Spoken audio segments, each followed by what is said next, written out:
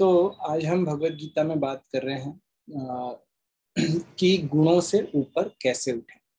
तो आप सभी का धन्यवाद, आप सुनने का प्रयास कर रहे हैं। थोड़ा सा ब्रीफ रिव्यू लेंगे हम क्विकली कि हमने जब पिछली बार हमने बात की थी कि भगवत गीता का बहुत बेसिक बुनियादी एक कॉन्सेप्ट है, वो है कि किस प्रकार से भगवान जब अर्जुन प्रश्न पूछते हैं, अर्जुन का प्रश्न होता है कि मैं इन मेरे फ्रेंड्स और मेरे जो परिजन हैं इनसे कैसे मैं लड़ सकता हूँ। तो फिर जिस से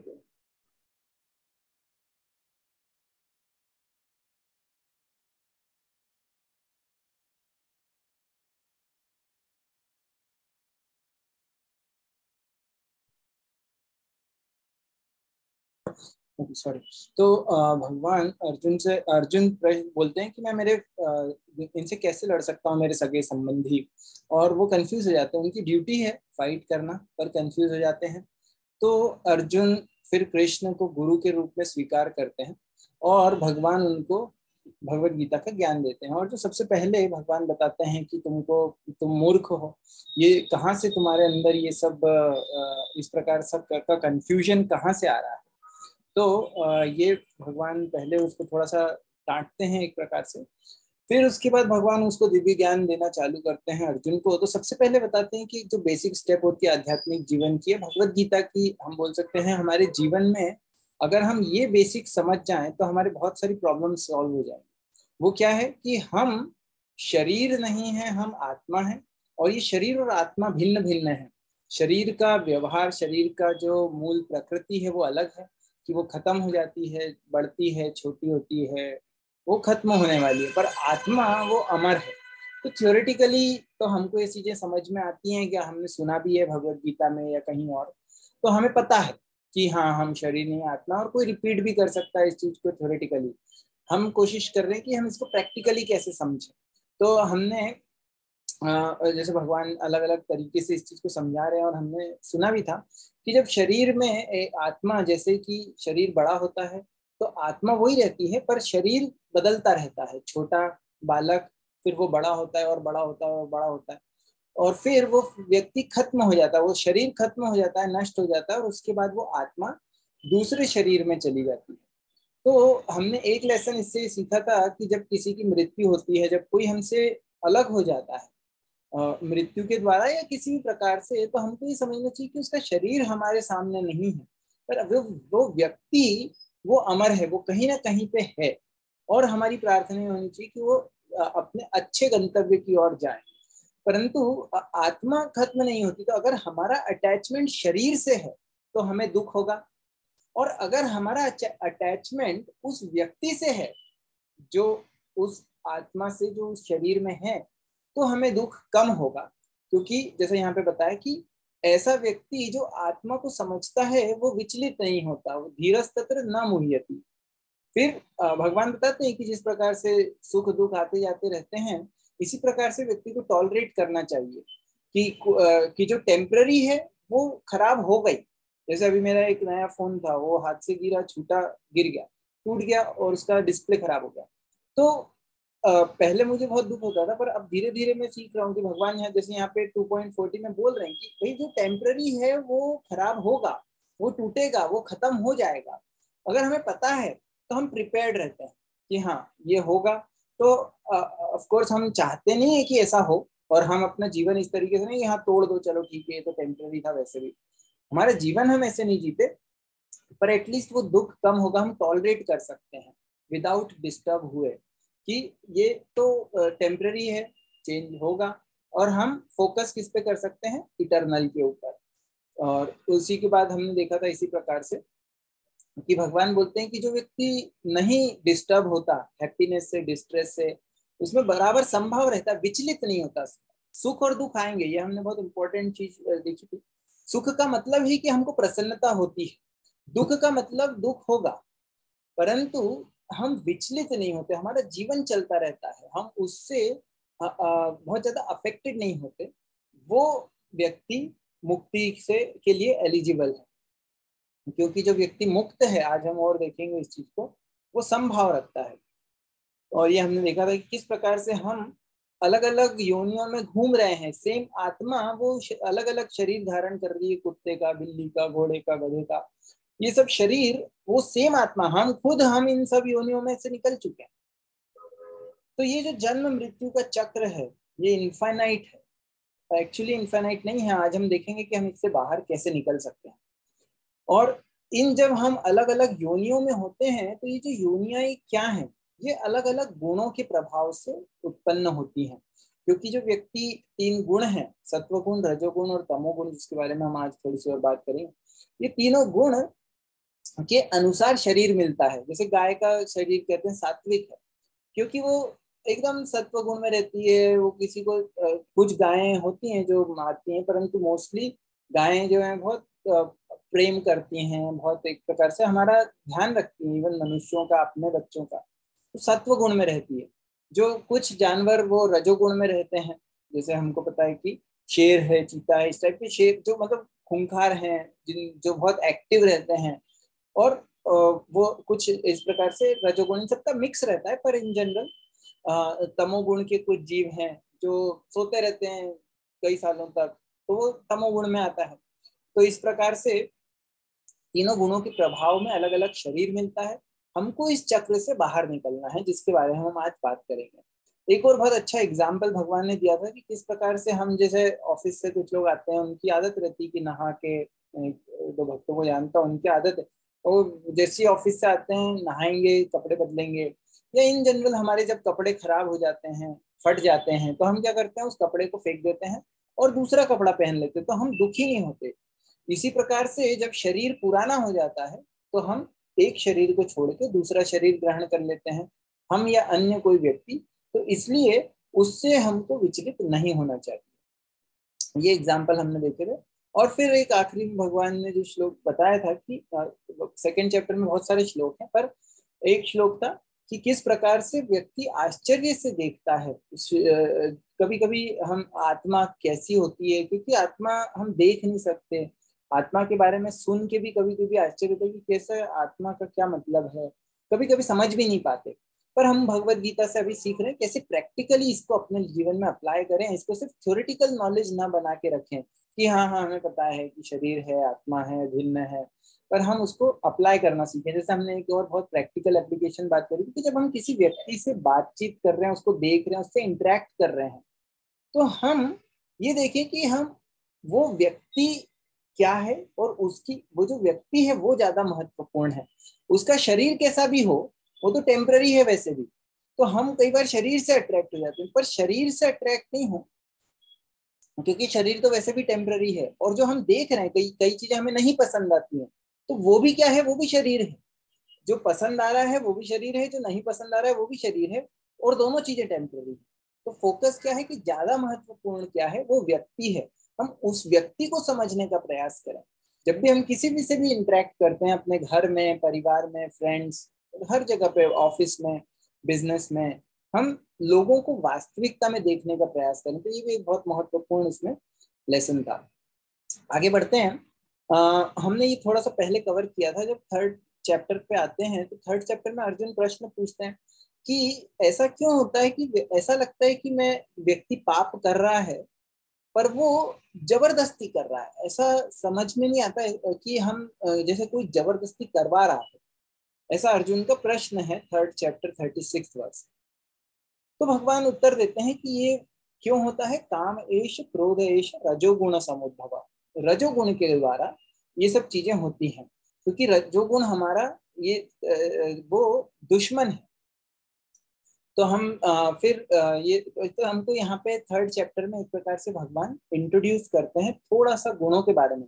पर जैसे हमने पहले सुना है कि 2nd चैप्टर भी गुणों की या पूरे भगवत गीता की समरी है, तो 2nd चैप्टर में भी गुणों के बारे में कुछ ना कुछ तो होना चाहिए, जो हम देखेंगे कि भगवान एक्चुअली एक श्लोक में गुणों के बारे में बात करते हैं। हमने बात करी थी कि जो ये 3 गुण है, सत्व, रजस, तमस, जो हमको कंट्रोल करके रखता है, हमारा सारा काम, हमारे सारा बिहेवियर, हमारी सारी जो इच्छाएं हैं, वो इन तीनों गुणों से प्रभावित होती हैं। और इसमें से सत्वगुण अच्छा है, रजोगुण ठीक है, तमोगुण खराब है। रजोगुण की भी अपनी जगह है, क्योंकि रजोगुण में व्यक्ति थोड़ा एक्टिव होता है ज्यादा, तो जैसे बिजनेस वगैरह है इस टाइप की चीजों में थोड़ा एक्टिविटी चाहिए। सत्व गुण के जो कार्य होते हैं वो थोड़े से अलग होते हैं। ब्राह्मणिकल जो बोलते हैं कि यजन याजन पठन पाठन दान प्रति ग्रहण सत्व गुण के ब्राह्मणों के कार्य हैं। रजोगुण में व्यक्ति कृषि रक्षा गुण, कृषि गोरक्षा वाणिज्यम, वो एक प्रकार से थोड़ा रजोगुण का कार्य है। और तमोगुण वाला व्यक्ति कुछ ज्यादा सोच नहीं पाता, तो बस वो दूसरों के हिसाब से कि भाई ये कर लो वो कर लो, उसको जब बोल दिया जाएगा वो अच्छे से कर सकता है पर अपना दिमाग ज्यादा नहीं लगा सकता। तो यहाँ पे ये तीनों गुण, प्रकृति तीनों गुणों से युक्त है और हम बंध जाते हैं। ये बहुत महत्वपूर्ण है यहाँ पे समझना कि हम तीनों गुणों से बंधे रहते हैं और ये तीनों गुण हमको चलाते रहते हैं। इसका ये मतलब नहीं कि हमारी कोई स्वतंत्र इच्छा शक्ति नहीं है। ये बहुत महत्वपूर्ण है समझना कि हमारी स्वतंत्र इच्छा शक्ति है, हमारे पास हमेशा चॉइस है। परंतु एक प्रकार से जब व्यक्ति अपने हाथ ऊपर उठा के और अपनी चॉइस छोड़ देता है, अपना गुणों के प्रभाव में अपने आप को एक प्रकार से सरेंडर कर देता है, तो फिर गुण उसको नचाते रहते हैं और गुण जैसे बोलेंगे वैसा वो व्यक्ति करता रहेगा, अपना ज्यादा उसका कंट्रोल नहीं रहता। रजोगुण का जब एकदम बहाव आएगा तो वो उसमें बह जाएगा, दूसरे गुण का बहाव आएगा तो बह जाएगा। तो ये गुण एक प्रकार से जैसे जो भगवान बोले बंधा हुआ है, निबधनंति महाबाहो देहे देहिनम अव्ययम। तो हमें किसी को भी पसंद नहीं कि हम बंधे रहें, हमको क्या चाहिए, फ्रीडम, क्योंकि सोल का नेचर है फ्री। ये भगवान ने सेकंड चैप्टर में बताया कि सोल मतलब फ्रीडम। इसीलिए तो हमारी इच्छा होती है कि हमको कोई बोलता है कि ऐसा करो, तो और हम बोलते नहीं नहीं ऐसा तो अब मैं करूंगा ही नहीं, इसने मुझे कैसे बताया। तो क्यों, क्योंकि हमें फ्रीडम चाहिए। इन जनरल बच्चे भी जब बड़े होते हैं तो हम देखते हैं कि थोड़े समय बाद उनको अपनी इंडिविजुअलिटी चाहिए कि मैं अलग काम करूंगा, मैं कुछ मैं मुझे फ्रीडम चाहिए। हमारे हिसाब कोई हमको देख रहा है पूरे समय, कोई हमारे ऊपर एक प्रकार से हमको कंट्रोल कर रहा है, तो वो हमको पसंद नहीं आता, क्योंकि सोल का नेचर है टू बी फ्री। तो इसी प्रकार से जब हम गुणों से बंधे हुए हैं तो वो ठीक नहीं है। हमको इन गुणों के प्रभाव से, ये जो बंधन से निकलना है, गुणों का प्रभाव हमारे ऊपर रहेगा पर बंधन इंपॉर्टेंट है, बंधन से निकलना। तो इसका एक्चुअली सॉल्यूशन भगवान बता चुके हैं सेकेंड चैप्टर 45th वर्स में। एक्चुअली सेकेंड चैप्टर का 41 और 44 बहुत अच्छे वर्स हैं, इनको कभी हम लेंगे अबाउट फोकस, कि कैसे हम हमारा फोकस बढ़ा सकते हैं। पर 45th वर्स में सेकेंड चैप्टर में भगवान बोलते हैं त्रैगुण्य विषया वेदा निस्त्रैगुण्यो भवार्जुन निर्द्वंद्वो नित्य सत्वस्थो निर्योगक्षेम आत्मवान। तो भगवान बताते हैं कि जो तीन गुण, जो वेद हैं, ये सारे वेद ये तीन गुणों के अंतर्गत आते हैं या तीन गुणों के बारे में बात करते हैं। परंतु भगवान क्या बोलते हैं कि निस्त्रय गुण्य भवार्जुन, इन तीनों गुणों से ऊपर उठो। मतलब भगवान ये भी नहीं बोल रहे कि सत्व गुण में रहो। सत्व गुण में हमने जैसे अभी थोड़े समय बात करी थी इसके पहले की कुछ इसमें, कि सत्व गुण मतलब क्या, कि जैसे हमने कहा कि जो तप है, तपस्या करना, ये सत्व गुण की चीजें। और हमने बोला वाणी की तपस्या, मन की तपस्या, शरीर की तपस्या, ये तपस्या सत्व गुण की है। तो इन पर भगवान बोल रहे सत्व गुण से भी ऊपर निस्त्रय गुण्य भवार्जुन। ये जो वेदों का जो ज्ञान है, इसका इसमें सिर्फ तीन गुणों के बारे में, कि कभी कभी ये कहा गया ये करो अच्छा है, ये करोगे तो ये फल मिलेगा, इस प्रकार का जो डिस्क्रिप्शन यहाँ पे दिया गया है वो है तीन गुणों के अंतर्गत। हमको बनना है निस्त्रय गुण्य। और निस्त्रय गुण्य कैसे बन जा सकता है, उसका एक एग्जाम्पल भगवान देते हैं कि जो व्यक्ति निस्त्रैगुण्य है वो क्या होगा, निर्द्वंद्वो नित्य सत्वस्थो निर्योगक्षेम आत्मवान। वो ड्युअलिटी से फ्री होगा, द्वंद्व, सही गलत, अच्छा बुरा, आज हम अभी थोड़ा और डिटेल में देखेंगे। नित्य सत्वस्थो, वो हमेशा सत्व में स्थित रहेगा। और निर्योगक्षेम आत्मवान, कि उसको एंजाइटीज नहीं होंगी और वो आत्म में सिचुएटेड रहेगा। ऐसा व्यक्ति त्रैगुण्य मतलब विषयों से ऊपर है, तीनों गुणों से ऊपर है। तो ये तो सेकंड चैप्टर में भगवान ने समरी दी। अब इसकी डिटेल्स भगवान ने कहाँ दी, भगवान ने इसकी डिटेल दी है आगे। 7 चैप्टर में भी भगवान बोलते हैं कि देवी ही एषा गुणमयी मम माया दुरत्यया मामेव ये प्रपद्यन्ते मायामेतां तरन्ति ते। तो वो जो देवी प्रकृति है, ये गुणमयी, देवी ही ऐसा गुणमयी, ये जो 3 गुणों वाली मेरी प्रकृति है, इसको पार कर पाना बहुत कठिन है। भगवान ने बता दिया क्योंकि वो भगवान की शक्ति है।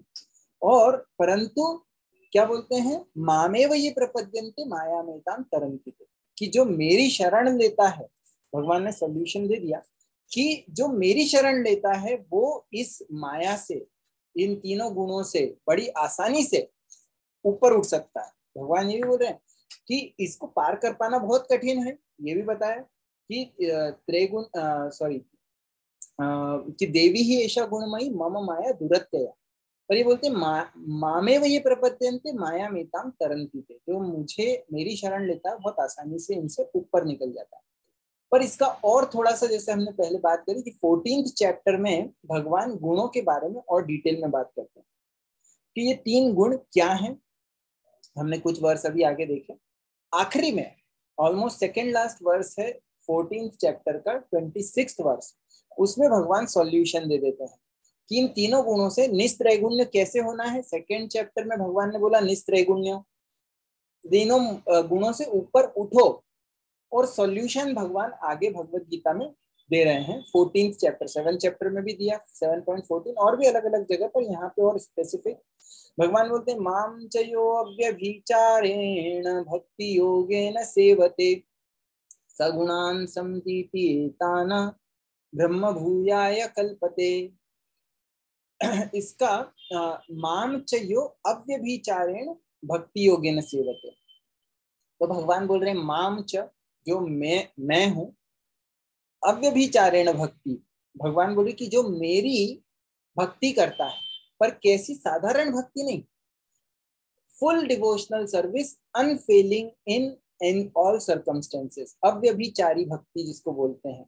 अव्यभिचारी मतलब कि जो विदाउट इंटरप्शन, जिसमें कोई रुकावट नहीं, ऐसी भक्ति योग के द्वारा जो मेरी सेवा करता है, या ऐसा भक्ति योग जो करता है, सगुणान समतीत्येतान, वो इन तीनों गुणों से ऊपर उठ जाता है।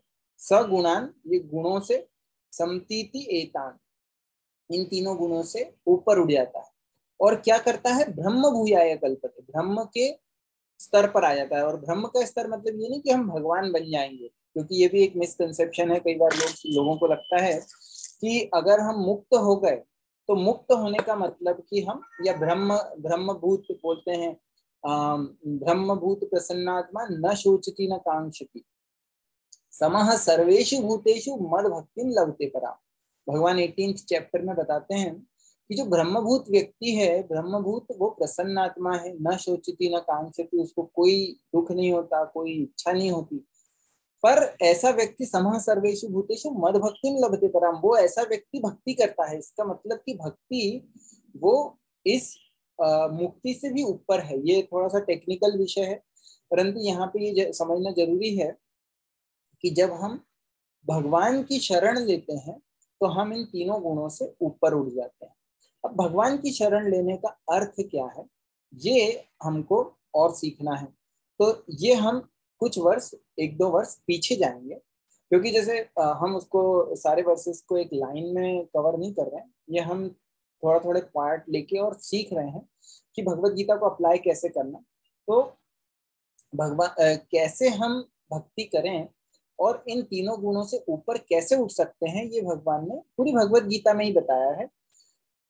स्पेशली इसका जो एकदम सिंपल कॉन्सेप्ट है वो ये है कि गुणों के अंदर क्या होता है कि जब हम गुणों के अंतर्गत कार्य करते हैं, इसका मतलब कि हम अपने आप को शरीर मान रहे हैं और अपने शरीर के अनुसार हम कार्य करते हैं कि क्या मुझे क्या अच्छा लगेगा, मेरे शरीर को क्या अच्छा लगेगा।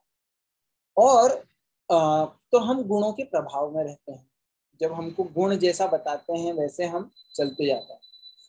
और जब व्यक्ति भक्ति करता है, तो भक्ति करने का अर्थ क्या है कि सेवा, भगवान की सेवा कैसे होगी। चेतना में क्या रहता है कि मैं कोई सा भी कार्य कर रहा हूँ, कार्य व्यक्ति फिर भी करता है, सेम काम कर सकता है, हो सकता है जैसे ऑफिस जा रहा है, बिजनेस कर रहा है, स्टूडेंट है, कोई भी कार्य है, हमारे काम अधिकतर सेम रहेंगे। कुछ ऐसे पाप कार्य हैं जो हम, या कुछ ऐसे गलत कार्य हैं जो हम छोड़ देंगे, परंतु ये छोड़ने का प्रयास करेंगे कम से कम, परंतु फिर भी जो हमारे जो ड्यूटीज हैं वो ड्यूटीज फिर भी बनी रहेंगी। तो भक्ति करने का सबसे पहले तो ये है, भक्ति करने का अर्थ ये नहीं है कि व्यक्ति अपने ड्यूटीज को बंद कर दे। वो, उसके लिए क्वालिफिकेशन चाहिए, वो किसी स्पेसिफिक सर्कमस्टेंसेस में किया जा सकता है कि व्यक्ति फुल टाइम भगवान की सेवा में लगा है। पर मुख्यतः हमारा जो हमको शिक्षा दी गई है, जिस प्रकार से अर्जुन ने लिया, अर्जुन ने क्या किया, पूरी भगवत गीता सुनी उसने, और भगवान ने पहले ही बोल दिया था भक्तो असी में सखा चाहिए, तुम मेरे भक्त हो, तुम मेरे सखा हो।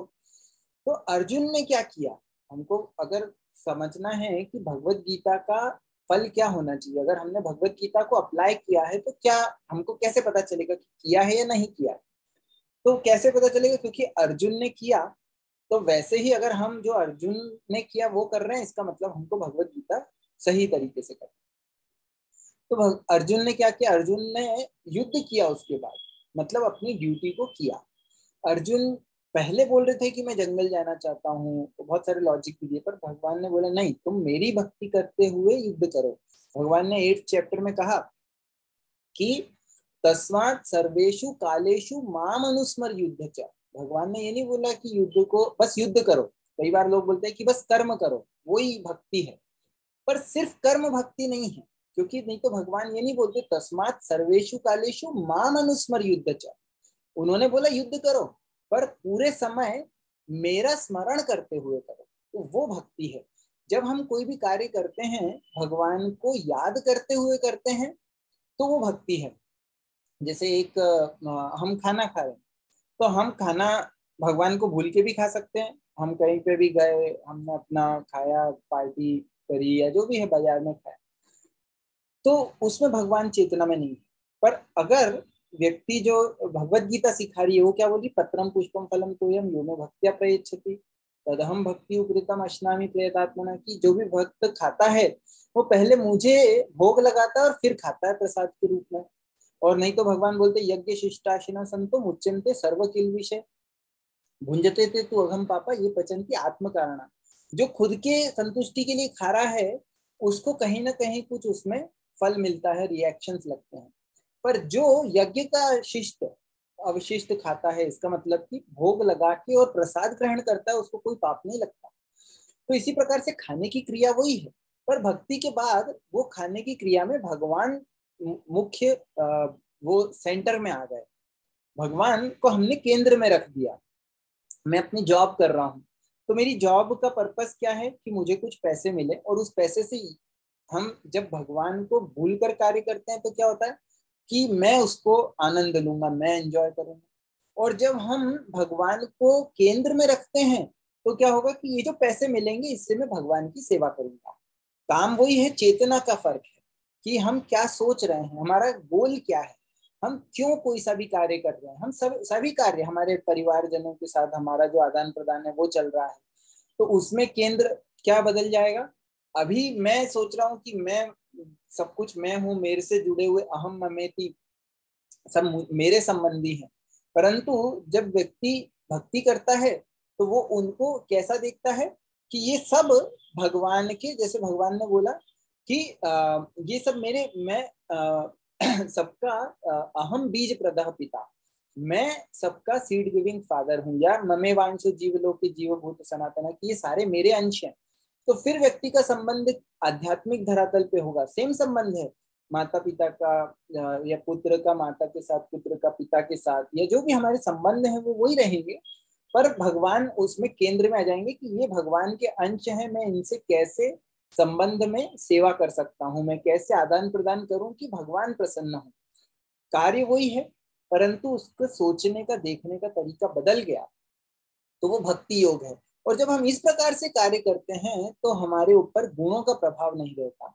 आगे हम एक थोड़ा सा देखेंगे इसको। भगवान ने 22 to 25 में बताया कि जब व्यक्ति गुणों के प्रभाव में नहीं होता है तो क्या होता है, क्योंकि अर्जुन का प्रश्न था 21वें श्लोक में कि हम कैसे समझेंगे कि व्यक्ति गुणों में काम कर रहा है कि बिना गुणों के प्रभाव से हट गया है। तो भगवान समझाते हैं, हमारे पास श्लोक का समय नहीं है तो मैं उस श्लोक नहीं पढ़ूंगा, उसका बस अर्थ पढ़ेंगे कि अगर हम इसको शॉर्ट में समझे तो व्यक्ति समभाव में रहता है, उसको वो विचलित नहीं होता। जैसा हमने सेकंड चैप्टर में देखा वही चीज यहाँ पे हमको विचलित नहीं होता, अनवेवरिंग, अनडिस्टर्ब। मोड्स काम कर रहे हैं पर व्यक्ति डिस्टर्ब नहीं होता। क्यों? क्योंकि उसकी क्लियर है मेरा गोल क्या है, भगवान की सेवा करना। अब जो भी चीजें हमको पहले डिस्टर्ब करती थी, हमारे परिवार में कुछ चल रहा है, हम डिस्टर्ब हो जाते हैं। क्यों? क्योंकि हमारी चेतना क्या है कि मैं ही सब कुछ हूँ, मुझे ही सब हैंडल करना है। तो वो जब हम महमेती मतलब भगवान की भक्ति में ध्यान नहीं है तो व्यक्ति डिस्टर्ब हो जाता है। पर जब भक्ति कर रहा है तो सरकमस्टेंसेस हम नहीं बदलेंगी, क्योंकि सरकमस्टेंसेस हमारे कर्मों के कारण और भी कई कारणों से होती हैं, पर व्यक्ति की चेतना, उसको डील करने का तरीका बदल जाएगा। वो क्या देखेगा कि मेरी भक्ति के लिए और अन्य लोगों के लिए भगवान से जुड़ने के लिए क्या अच्छा है उसको स्वीकार करना। शरणागति के ये नियम है जो भगवान शरणागति की बात कर रहे हैं। भक्ति मतलब शरणागति। जैसे हमने बात करी 7 चैप्टर में भगवान बोले मामे वे ये प्रपद्यन्ते माया मितम तरन्ति, जो मेरी शरण लेता है वो इस तीनों गुणों से बाहर निकल जाता है। तो शरण का मतलब कि हमको ये देखना है मेरी भक्ति के लिए, भगवान की सेवा के लिए क्या अनुकूल है। अनुकूल्य संकल्प प्रतिकूल्य से वर्जन। जो अनुकूल है उसको ग्रहण करना और जो प्रतिकूल है उसको छोड़ना। ये बहुत साधारण रूप में ये शरणागति है, ये भक्ति है। तो हम जब भक्ति करते हैं तो क्या होगा, हमारी सरकमस्टेंसेस वही रहेंगी पर हम ये देखेंगे, फोकस उन चीजों से जूझने के बजाय हमारा फोकस ये होगा कि भगवान की शरण हम लेंगे कि भगवान आप मदद करिए, मैं अपने आप में सक्षम नहीं हूँ।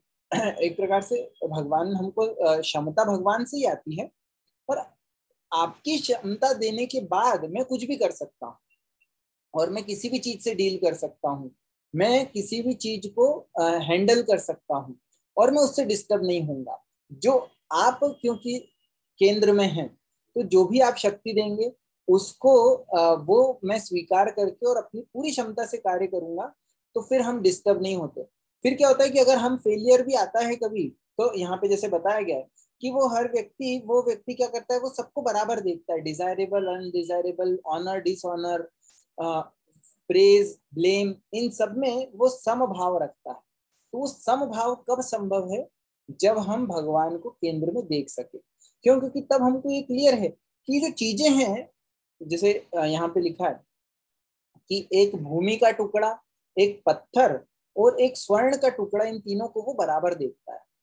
तो इसका क्या मतलब है कि क्या हम सोने के जो हमारे हीरे मतलब जो भी हमारे ज्वेलरी वगैरह है, क्या हम उसको पत्थर की तरह फेंक दें या पत्थर की तरह उससे हम कुछ और काम करना चालू कर दें, या हम जैसे जो अर्थ है मतलब मिट्टी है तो मिट्टी की तरह उसको पेड़ में डाल दें। इसका बराबर देखने का ये मतलब नहीं है, ये मूर्खता होगी अगर हम मतलब हमने भगवत गीता को सही नहीं समझा।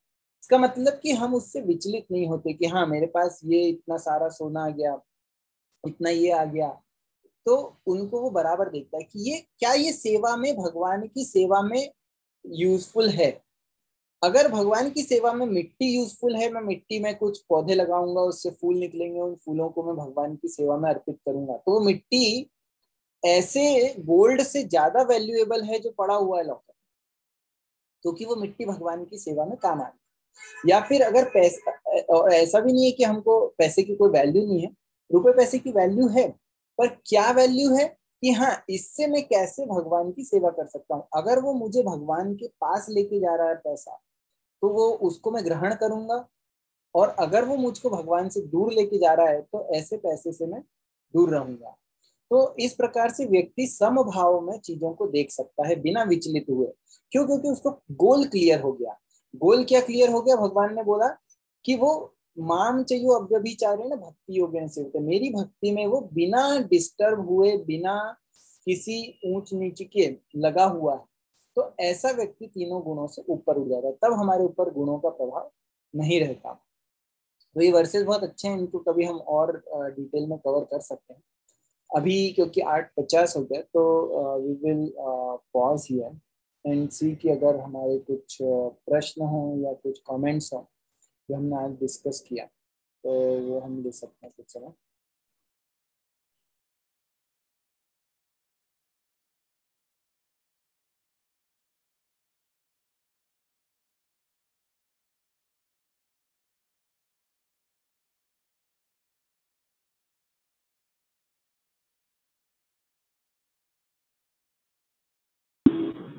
हरे कृष्णा प्रभु जी।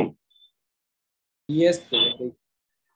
प्रभु जी, ये जो आपने लास्ट में बात बताई कि जैसे सोना है, मिट्टी है, तो एक्चुअली क्या होता है कि कई बार लोग भक्ति में आते हैं तो उनको ऐसा लगता है कि ये सोना मिट्टी सब एक बराबर है, तब पर इनको मेच्योरिटी से प्रोसेस करना, जो आपने एग्जांपल दिया, ये बहुत इंपॉर्टेंट है। बहुत अच्छा लगा ये सुन के। Right, thank you. तो ये बहुत महत्वपूर्ण है कि मैच्योरिटी से, और गाइडेंस इसके लिए जरूरी है कि हमको कोई व्यक्ति है जो हमको सिखा रहा है, जो हमको बताए कि हाँ इन इन प्रिंसिपल्स को अप्लाई कैसे किया जाए। जैसे पिछली बार किसी ने प्रश्न पूछा था कि कई बार लगता है कि ये जो है ये तो किसी और जमाने की बात है, क्योंकि उस समय कल्चर अलग था। अब हम इनको, ये प्रैक्टिकल नहीं है, पर वही हम देख रहे हैं कि कैसे इनको प्रैक्टिकली अप्लाई किया जाए। इन चीजों की वैल्यू है, पर क्या राइट वैल्यू क्या है वो समझना है। तो बहुत इंपॉर्टेंट पॉइंट। और मोनिका जी का प्रश्न है मात्रा, तो वो लेंगे। उसके पहले एक और चीज बोलना चाहता हूँ छोटी सी, कि भक्ति योग में जो हमको छोटा सा चेंज करना है वही कि हमारा अटैचमेंट कहाँ है। जैसे इस बहुत सुंदर सी इमेज में दिख रहा है कि जो भक्त है वो भगवान को पकड़ के, और जो प्रेम है वो ये है कि मेरा अटैचमेंट भगवान से है। अगर भगवान से हमारा अटैचमेंट है, जो भक्ति का मतलब है, तो ये सब चीजों को हम बराबरी से जो देखने की बात है, और वो सब हम कर पाएंगे, क्योंकि हमारा अटैचमेंट सही जगह पे है, परमानेंट चीज से है, टेम्परेरी चीजों से नहीं है। तो ये बहुत महत्वपूर्ण है। हाँ मोनिका मंत्री, आपका प्रश्न। हरे कृष्णा प्रभु ji, thank you very much प्रभु जी, बहुत ही अच्छा लेक्चर था। मेरा क्वेश्चन है प्रभु जी, जब जैसे हम लेक्चर्स में सुनते हैं या जो लिखा हुआ है कि हम हर एक जो अपना काम करे वो भगवान को सेंटर में रख के करें, लेकिन प्रभु जी ऐसे होता है कि जब तो हम खुश होते हैं तब तो हम कहते हैं कि हाँ जी ये ठीक है, अच्छा है, भगवान ने कितना अच्छा कर दिया है। जब कोई हमें नेगेटिव बात बोल देता है प्रभु जी, तो हम उससे बड़ी जैसे एंगर में आ जाते हैं, अपसेट हो जाते हैं कि मुझे बोला है। कैसे उस चीज को हैंडल करें कि हम उसको भी इतना ही न्यूट्रली निकल जाने दे कि हमें हमें उससे, क्योंकि हम प्रैक्टिस तो करते हैं कि हाँ जी जो अच्छा हो रहा है बुरा हो रहा है वो भगवान ने हमें ये ड्यूटी दी है, चाहे जॉब पे कह लो आप, चाहे घर में कह लो। लेकिन जब ऐसे कोई नेगेटिव बात आती है कि किसी ने हमें कुछ बोल दिया, तो हम बड़ा कॉन्फ्लिक्ट में आ जाते हैं और उस चीज को सोचते रहते हैं कि मुझे क्यों कहा, मुझे क्यों कहा। तो कैसे प्रभु जी उस सिचुएशन को हैंडल किया जाए? बहुत अच्छा महत्वपूर्ण प्रश्न है। एक तो ये है कि किस प्रकार से हमको कोई भी चीज आर्टिफिशियली अगर हम करते हैं तो वो टेम्पररी रहती है। वो जैसे इसके पहले भी जो प्रश्न था कि चीजों को बराबर समझना, कि ये सब बराबर है, सोना और मिट्टी सब बराबर है। हम आर्टिफिशियली अपने मेंटल एडजस्टमेंट कर सकते हैं, पर वो ज्यादा समय नहीं टिकती है, जैसे आपने भी बोला। तो हमको कोशिश ये करनी कि हम ज्यादा से ज्यादा, नेचुरल है खुश होना, दुख होना, ये सब चीजें नेचुरल है, तो नेचुरली चीजें आएंगी। इसको हमको आर्टिफिशियल नहीं बनाना है। भक्ति के जो इवन हमको स्टैंडर्ड्स बताए जाते हैं, वो स्टैंडर्ड्स भी हमको कोशिश ये करनी है कि ये आर्टिफिशियल ना रहे। हम आर्टिफिशियल सिर्फ दिखावे की भक्ति नहीं करें, पर हृदय से भक्ति कर रहे हैं। तो उसको अप्लाई करने के लिए हमको अच्छा संग चाहिए, हमको अच्छे गाइडेंस चाहिए, क्लोज, जैसे मैंने बताया कि प्रिंसिपल्स को कैसे अप्लाई करना, वो इम्पोर्टेंट है। पर साथ ही साथ ये भी इम्पोर्टेंट है कि जैसे एक चीज जो आपने बोली, ये एक थोड़ा सा अलग विषय है कि जब हमको एक तो प्रैक्टिस हमको करनी है। धीरे धीरे हम जब देखेंगे, जैसे जैसे हमारा भगवान से अटैचमेंट बढ़ेगा, तो ये जो चीजें हैं वो कम होती जाएंगी, हमको विचलित कम करेंगी। जैसे भगवान चैतन्य महाप्रभु के शिक्षाष्टक में आता है कि अमानीन मानदेन कीर्तने सदा ही। तो जो व्यक्ति उस स्तर पे है जो बहुत अमानित्वम अदम्भित्वम अहिंसा शांति राजवम, भगवान भगवत गीता में बताते हैं कि व्यक्ति मान शून्य हो जाता है जब, तो ऐसा व्यक्ति क्यों कर पाता है वो, क्योंकि वो भगवान से अटैच है। तो इसके लिए फिर हमारा मान सम्मान या हम अपने लिए उतना नहीं सोचते, हम भगवान की सेवा में देखते हैं कि अच्छा ये मेरा मान सम्मान हो रहा है, भगवान की सेवा के लिए ये इम्पोर्टेंट है तो मैं उसको ग्रहण करूंगा, नहीं है तो कोई मुझे कुछ भी बोल दे उससे मुझे फर्क नहीं पड़ता, क्योंकि मेरा काम है, मैं भगवान का दास हूँ। और भगवान का दास होने के कारण मुझे भगवान की नजरों में मैं क्या हूँ वो महत्वपूर्ण है, अन्य लोगों की नजरों में वो कुछ भी बोले उससे मुझे फर्क नहीं पड़ता।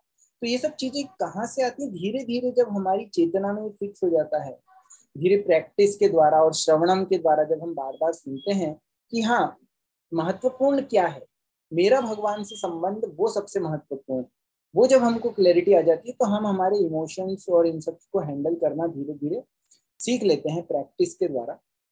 और दूसरा जैसे हमने बताया कि थोड़ा बहुत इमोशनल इंटेलिजेंस भी जरूरी है, इमोशनल अवेयरनेस हमारा, जैसे आपको पता है वेंसडे को जो एक हम इवेंट करते हैं शाम को इसी टाइम पे, कि जिसमें हम बात करते हैं कि इमोशंस को कैसे हैंडल करना, क्योंकि कई बार हम उसकी ट्रेनिंग नहीं होती, तो हम भक्ति तो बहुत अच्छे से कर रहे हैं पर जैसे गाड़ी दो पहियों पे चलती है तो कभी कभी उन चीजों को भी अगर इमोशंस हमको बहुत परेशान कर रहे हैं, हमारा माइंड हमको बहुत परेशान कर रहा है, जैसे भगवत गीता में भगवान बोलते हैं कि मन हमारा शत्रु भी है, सबसे बड़ा शत्रु है अगर वो हमारे कंट्रोल में नहीं, तो उसके लिए फिर थोड़ी सी इमोशनल इंटेलिजेंस को सीखना वो महत्वपूर्ण है। वो जब हम सीख जाएंगे तो हम चीजों से विचलित नहीं होंगे, डिस्टर्ब नहीं होंगे, क्योंकि हम ग्राउंडेड रहेंगे।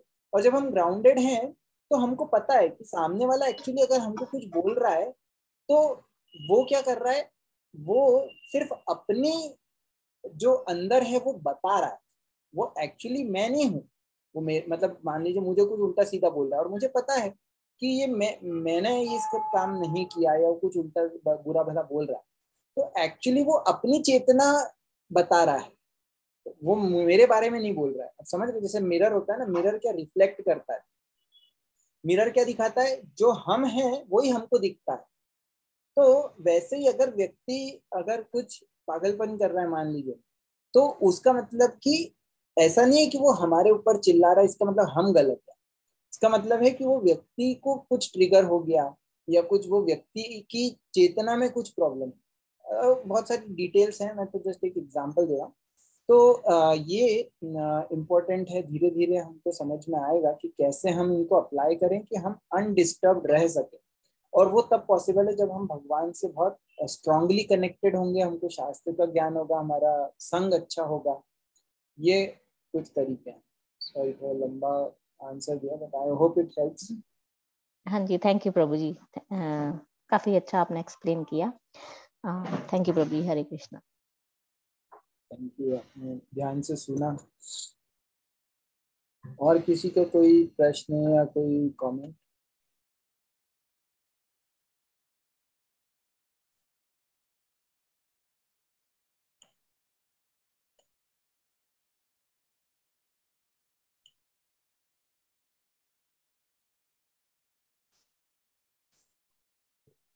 प्रभु जी एक और बात अच्छी लगी कि जो आपने बताया कि सतोगुण रजोगुण तमोगुण ये होते हैं, इसमें हमेशा हमारे पास चॉइस रहती है कि व्यक्ति किस गुण में जाए।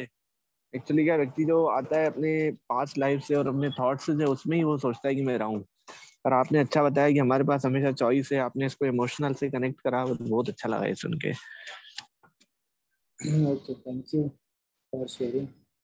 यस, चॉइस हमारे पास हमेशा है, ये हमें कभी नहीं भूलना। भगवान भगवत गीता में बोलते हैं यथेच्छसि तथा कुरु, कि सब करने के बाद फाइनली हमको करना जो करते वही है जो हमारी चॉइस होती है, पर हमको सही चॉइसेस बनाना सीखना है। सो एक कमेंट भी है कि जो टाइप किया है कि डिम्पल ने, कि इफ एनीथिंग बैड हैपन्स और any problem occurs and at that time whenever I pray to Krishna, वो प्रॉब्लम लगती ही नहीं। और जब हम भगवान से प्रार्थना करते हैं तो वो खत्म हो जाती प्रॉब्लम। तो इस प्रकार से कि हम भगवान के नाम की, भगवान के नाम के द्वारा शरण लें, ये बहुत महत्वपूर्ण है। तो ये that's a very important point. और एक्चुअली इससे ही रिलेटेड में सोच रहा था कि हाँ, कुछ एक थॉट था जो स्किप हो गया, बट दैट्स ओके।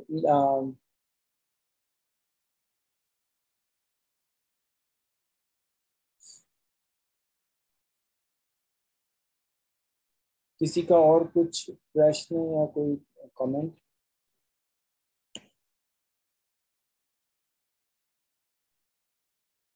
हाँ, एक चीज थी कि एक आपने भी इसके पहले जो प्रश्न था उसमें भी एक पॉइंट ये आ रहा था कि जब कुछ अच्छा होता है तो हम उसका क्रेडिट हम लेते हैं, और जब कुछ बुरा होता है तो कई बार हम उसको बोलते हैं कि भगवान ऐसा क्यों हो रहा है, भगवान को हम क्वेश्चन करते हैं, हमारा फेथ थोड़ा हिल जाता है। और जब अच्छा होता है तो हमको लगता है कि हाँ भगवान आपने हमारे साथ अच्छा किया। तो इस चीज को समझना भी जरूरी है कि एक्चुअली इसमें कई बार हम भगवान को तो देख ही नहीं रहे, हम बस हमारे इमोशंस हैं जो हम प्रोसेस करने का एक तरीका है कि हम कभी भी अपनी रिस्पॉन्सिबिलिटी एक्सेप्ट नहीं करना चाहते हैं। जब अच्छा होता है तब तो आसान है कि हाँ क्रेडिट हमने भगवान को दे दिया, पर जब बुरा होता है तो हम रिस्पॉन्सिबिलिटी नहीं लेना चाहते, तो हम किसी और को ब्लेम करना चाहते हैं। तो उसमें से सबसे आसान भगवान ही, क्योंकि भगवान आके हमको उसको चैलेंज नहीं करते। तो भगवान बोलते हैं कि तो हम बोल देते हैं कि हाँ ये भगवान ने ऐसा किया, भगवान ने मेरे साथ अनफेयर रहे, और उसमें कहीं ना कहीं कर्म है, हमारा पास्ट है, बहुत सारी चीजें हैं जो इन्वॉल्व हैं। तो इसलिए उन चीजों को समझना जरूरी है कि इस अवेयरनेस, धीरे धीरे जो हमारी इमोशनल अवेयरनेस को बढ़ाना, कि हम ग्राउंडेड रह के, और एक जो हम बोलते हैं स्लो डाउन हो के जब हम चीजों को देखते हैं तो हम क्लैरिटी के साथ देख पाते हैं, ट्रूथ को सही देख पाते हैं। और यही हमारा प्रयास है, जो भी हम भगवत गीता के द्वारा भी यही प्रयास है, और जो आत्मशक्ति रिक्लेम योरसेल्फ वेंसडे को है वो भी यही प्रयास है। और कई बार जस्ट एक छोटा सा कमेंट कि अगर कई बार हम लोग के ये सेशंस मिस हो जाते हैं तो हम कोशिश करते हैं कि उसको हम यूट्यूब पे डाल दें।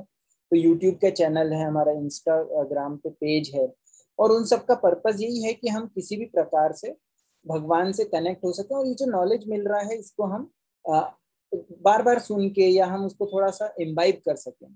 तो ग्रुप में लिंक्स हैं, हम लिंक्स और डाल देंगे, इसकी रिकॉर्डिंग्स और ये सब भी आप सुन सकते हैं, और अन्य रिकॉर्डिंग्स भी सुन सकते हैं, और आपका फीडबैक दे सकते हैं, क्योंकि इट्स इम्पोर्टेंट। क्योंकि मुझे पता है कि मैं परफेक्ट नहीं हूँ, मैं सिर्फ जो मैंने सुना है मेरे टीचर्स से अलग अलग, उसको मैं प्रेजेंट कर रहा हूँ।